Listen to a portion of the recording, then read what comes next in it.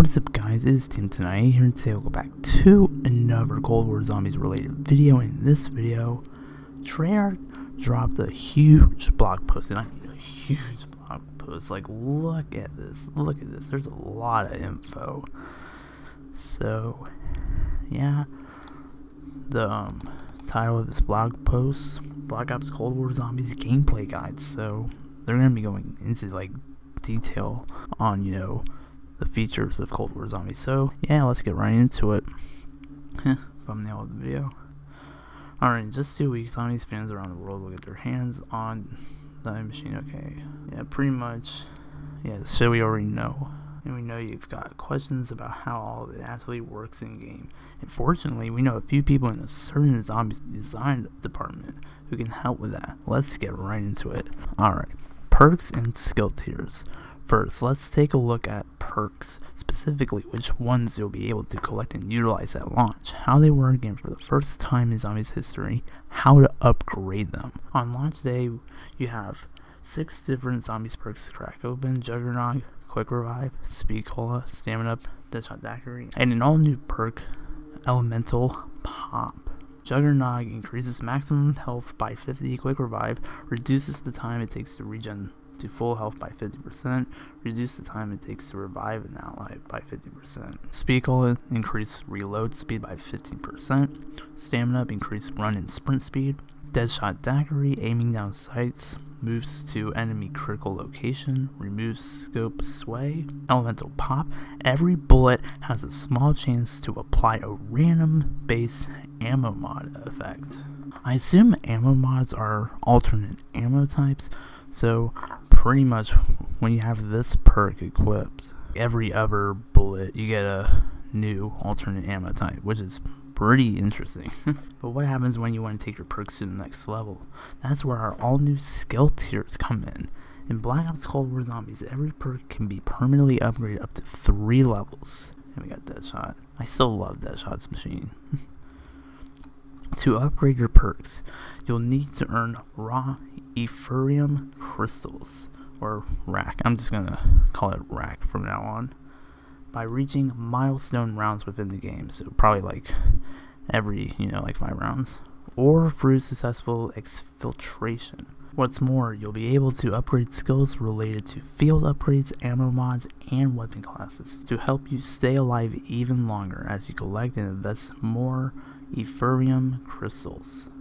Over time, you'll use these crystals to improve the tools in your arsenal, improving their damage and utility to help you reach higher rounds. As an example, upgrading the Elemental Pop perk to Tier 3 will grant the following effects. Tier 1, equipment damage also has a small chance to apply a random base ammo mod effect. Tier 2, reduce ammo mod cooldowns by 20%. Tier 3, when a random ammo mod is applied, it uses your current skill tier instead of the base. Oh, and don't worry, we'll be introducing more perks throughout our post-launch season. DLC perks? Sounds good to me. And okay, here we go. It goes further into detail on the weapon rarity system. Perks are essential, but let's be honest, survival in Zombies is all about the weapons. In previous iterations, too many Zombies players were left trying to figure out which weapons were the top tier for any given situation based on their wall buy prices, or by rolling them from the mystery box and hoping for the best. Just calling us out low-key. This time around, our new weapon rarity system gives every weapon a path to greatness. Here's how. Weapons come in 5 tiers of rarity: common, uncommon, rare, epic, and legendary. Each tier increases the damage done by those weapons. It will also determine how many randomized attachments will come along for the fight. For example, an uncommon weapon will feature around a 50% damage boost over its loadout version and comes with just 2 attachments, while the legendary version kicks that up to roughly 300% damage and comes stacked with 8 attachments. But how does this affect wall buys in the mystery box, you ask? Doesn't this new system make those less effective, you ask? Great questions. Figure not. Dang, they're really going in with this blog post. Weapon rarities make wall buys and the mystery box even more worthwhile in Black Ops Cold War by giving players more options in any given game. Buying your favorite weapon off the wall is now different every time, with random attachments thrown into the mix, and the mystery box actually increases its odds of rolling high rarity weapons as the rounds get higher. This creates a new layer of strategy to keep in mind as the match goes on. What happens if you hit the jackpot on your first spin of the mystery box to get an epic magnum at round 10, and then roll an uncommon AK-74U on your very next spin? Let's just say you're more comfortable with SMGs, but you know your damage potential will become lower as a result of switching. Which one do you keep? Previously, if you found a strong weapon in the mystery box, you had very little motivation to return. Now, even if you roll a weapon that you're happy with early in the game, you can return 10 rounds later and try to roll the legendary version. Holy shit. The mystery box also now includes support items such as the sentry turret and war machine, which always come in handy. That's gonna be interesting. To quote Treyarch's lead zombie system designer, Kevin Drew, "I've been playing zombies for 10 years and this is the most excited I've ever been when opening the mystery box." And going on to the custom loadout section of the blog post, because we're bringing everything together to unify progression across multiplayer and zombies in Black Ops Cold War, this was the team's first chance to fully deliver custom loadouts in zombies. First and foremost, empowering players to bring all of their unlocked weapons and cosmetics into zombies takes the action up a notch and gets everyone into higher rounds faster. This gives players more freedom to play their way, especially for those who want to get a better feel for how much fun zombies can be after the first few rounds. Loadouts don't change the classic zombies formula as much as you might think. However, if starting out with a classic 1911 pistol is your jam, go for it. The design team carefully considered how loadouts would affect weapon progression gameplay, and as such, loadouts in zombies are simplified compared to those in multiplayer. You can only bring in a single weapon and a field upgrade with your zombies loadout. Furthermore, that single weapon will have its attachments and cosmetics, but it will be the lowest rarity available, so yeah, you can't have like a mega OP weapon. This means your starting weapon won't be very effective at killing zombies after a handful of early rounds, and you'll still need to get out there and find other weapons quickly. You can also upgrade the rarity of your loadout in-game or any weapon for that matter, so you can keep your customized loadout weapon into higher rounds if that's more your style. Now on to field upgrades. Field upgrades in zombies are entirely different from those found in multiplayer, and for good reason. These are tools designed to fit the narrative of Black Ops Cold War's dark Heifer story and provide a welcome power spike as part of the core combat loop without making players OP in the process. The zombie field upgrades available at launch include Frost Blast, create a frigid blast of wind that deals frost damage and slows enemies caught inside of it. Slowed enemies take additional damage. Healing Aura, summon beams of energy down on yourself and allies to instantly heal to full health.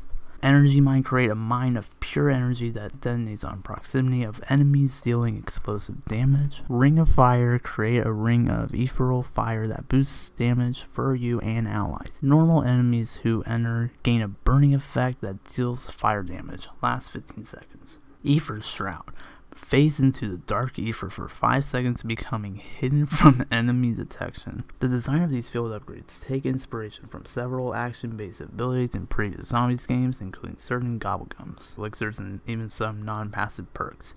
Each one is balanced with an appropriate number of zombie kills required to charge it. For example, Healing Aura has the upgraded ability to revive players in the map remotely, but requires double the kills to charge than an offensive-based field upgrade such as the Energy Mines. They're really like putting the focus into making sure these aren't like super OP, which I like. When you load into a match, you're gonna want to have one of these field upgrades unlocked in your custom loadout and ready to charge up, so yeah, keep that in mind, y'all. Coordinate with the rest of your team before a match to make sure you got a good balance of offensive, defensive, and support field upgrades to help everyone survive as long as possible. Armor and Salvage. Replacing the crafted shield of previous zombies experiences, armor provides a 360-degree layer of protection from the armies of the undead. Oh, wait. No shield? Oh, dang, that actually kind of sucks. But anyway, armor can be found as a rare drop from enemies or purchased using salvage. Oh, wait, that's a drop? Wait. This is like the first thing that makes me think, I'm not sure about this, but I'm pretty sure like when we play the game, you know, we'll have a better understanding of it, but yeah. When worn, it will mitigate a portion of incoming damage. Every hit will still deal damage, but its durability is limited. Although armor is partially repaired by picking up the occasional armor shard dropped from certain enemies, it's a finite resource, and you'll find yourself vulnerable again once you run out of salvage to repair it. You can also fully repair armor by picking up a Carpenter power-up. Armor can also be upgraded 2 additional levels, increasing its damage mitigation, I definitely mispronounced that, and durability. You're going to need it as rounds progress because zombies grow stronger every round. Remember, even when paired with an upgraded Juggernaut perk, no amount of armor can save you if you find yourself overrun, especially as rounds get higher and the challenge increases. So yeah, equip that armor. Alright, support and score streaks. We've wanted to bring score streaks to zombies for a long time, and now that player progression is unified across modes, there's never been a better opportunity. While certain zombies maps have included some variants of these in the past, the new Dark Aether narrative offered the perfect chance to finally carry over some of the militarized versions into zombies to raise the stakes even higher. At launch, the available support selection will include the combat bow, the sentry turret, war machine, chopper gunner, and self-revive. Keep an eye out for one of these to pop out of the mystery box if you're lucky.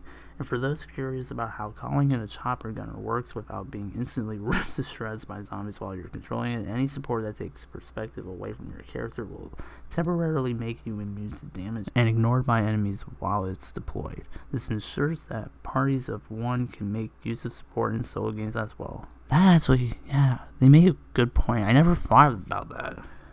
Yeah, good thing they mentioned that. Loot and crafting. It pays to stay resourceful during an undead invasion. In Cold War Zombies, every zombie has a small chance of dropping resources such as salvage, armor, and even lethal and tactical equipment. The tougher the enemy, the better the loot. As you unlock equipment and score streaks through standard player progression, that content will be available at the crafting table in-game and can be crafted using resources. Rarity is also assigned to loot based on its effectiveness. For example, a frag grenade is considered uncommon loot, whereas the Symbol Monkey is a rare drop. Then what's going to be a legendary equipment? And then optional exfil. I mentioned this in another video, I think. Why die if you don't have to? With the new option to exfil from the map when your squad can't last much longer, you can roll the dice and try to survive long enough to escape with some extra rewards, but it won't be easy. Starting at the end of round 10 and every 5 rounds after, you'll have an option to use a radio in the starting area of the map to call in exfil. In a co-op game, a majority of the players must vote to initiate exfiltration. Once triggered, the normal round will end and you'll be given a new objective to reach the exfil site within a specific time limit. At this point, zombies will begin to flood the area in a last-ditch effort to stop your squad in its tracks. Once you reach the site, a helicopter will fly in and hover above until the zone is cleared before it can land. If you manage to make it onto the chopper, you will escape with some bonus XP and the chance to earn rack. And last but not least, the ping system. For the first time, we're bringing a locational ping system to zombies players. This will function the same way it does in Black Ops Cold War's multiplayer, activated by pressing the D-pad, left on controllers, and C on keyboards by default. Whether you're marking the next door you need a friend open, pointing at the back punch machine to a first timer, or pinging the latest location of the mystery box for your squad, we think this feature brings a huge quality of life improvement to Black Ops Zombies players. And that's pretty much it. There's more to this blog post, but that's all for like the Cold War Zombies info. A lot of freaking info got dropped. This was a really good blog post. GG Treyarch. But that's going to be it for this video. If you guys enjoyed today's video, be sure to smash the like button below and subscribe if you are new for more Black Ops Cold War Zombies content. But my name is TMTwoNineEight here. Hope you guys have a wonderful day. Keep those positive vibes flowing, and I'll see you guys in the next video. Peace out.